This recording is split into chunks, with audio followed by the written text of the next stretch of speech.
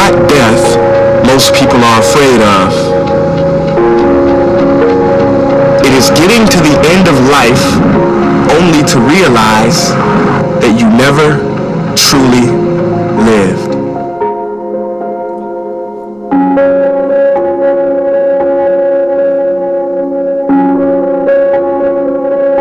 The margin for error is so small. I mean, 1/2 a step too late or too early, and you don't quite make it. 1/2 second too slow or too fast, you don't quite catch it. The inches we need are everywhere around us. They're in every break of the game, every minute, every second.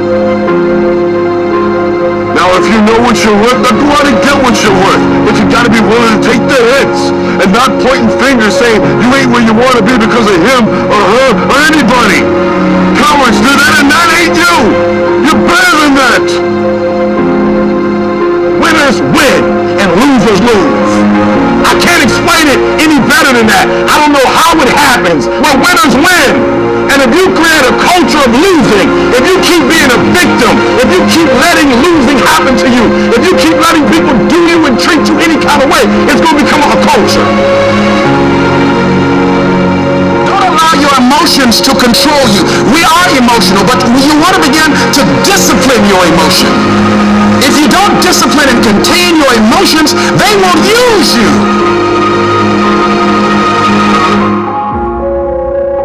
If tomorrow wasn't promised, what would you give her today? Forget everything else. Forget everything else. Forget that there was any sunlight left. What would you spend today thinking about? Yourself or the man that's beside you? We get one opportunity in life, one chance in life to do whatever you're gonna do, to lay your foundation and to make whatever mark you're gonna make, whatever legacy you're gonna leave your legacy. And it's found through effort. Wins and losses come a dime a dozen.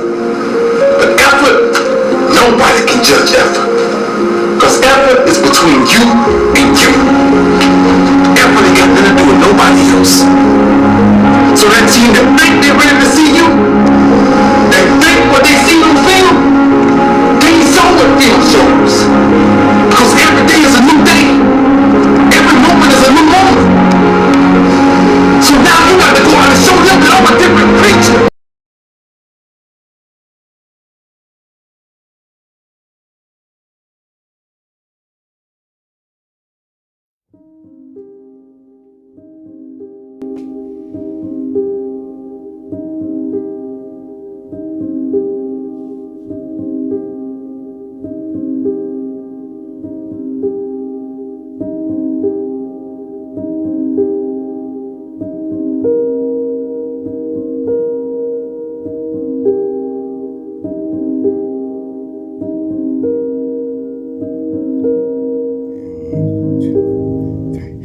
Welcome to Kansas South High School with Coach Matt Dennison, the head coach of the Kansas South High School football team. Can you tell us a little bit about last week against St. Clairsville?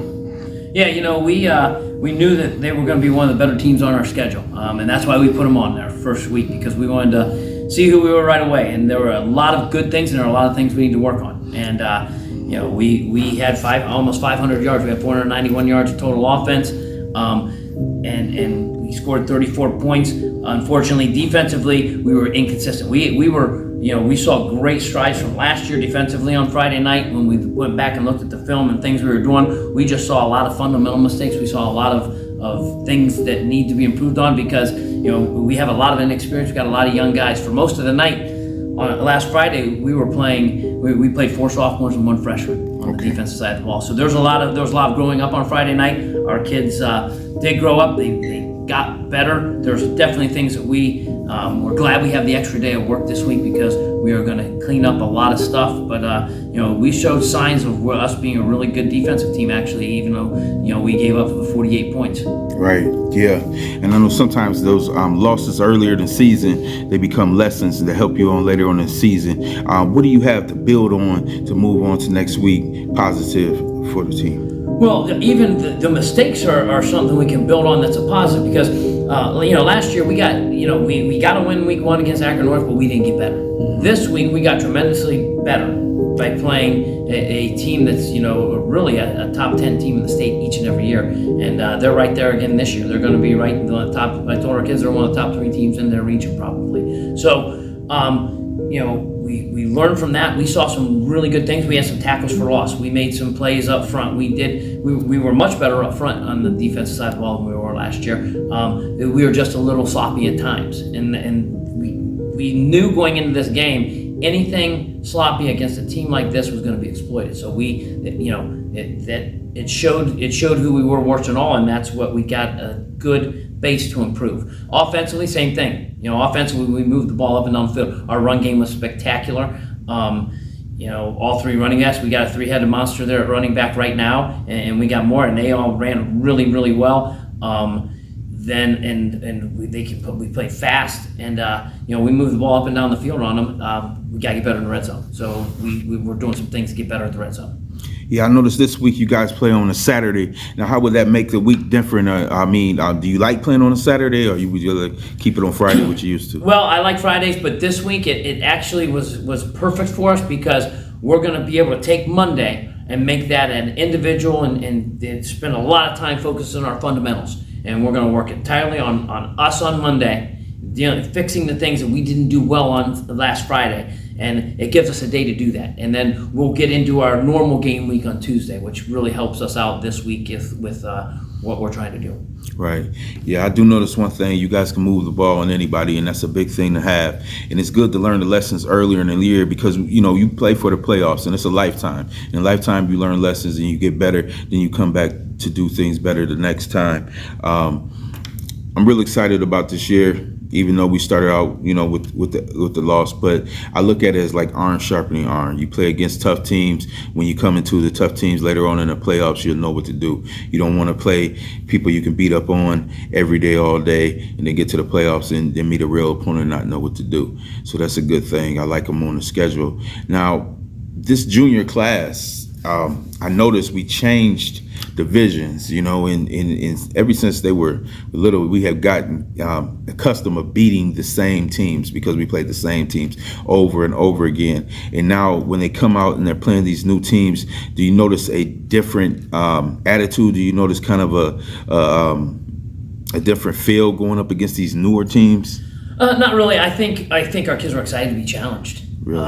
The week 1 and week 2, we put those 2 games on our schedule to challenge us, and they were excited about playing that team last night, and then they were super focused on films on Saturday. They were really focused. Okay, we get it. We know what we have to do to get better. So I think it's gonna make us better. And then the new teams coming up, I think there's just an excitement right now of getting in the new league and setting, putting things right in the new league. We like playing Sandy Valley because it's going to be a little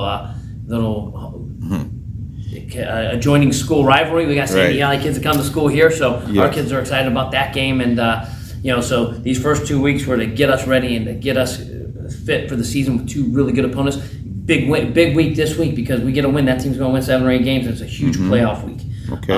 If we want a home game or something like that, and then we get into the Sandy Valley in the league, and that's what we've really using these 2 games to do for us.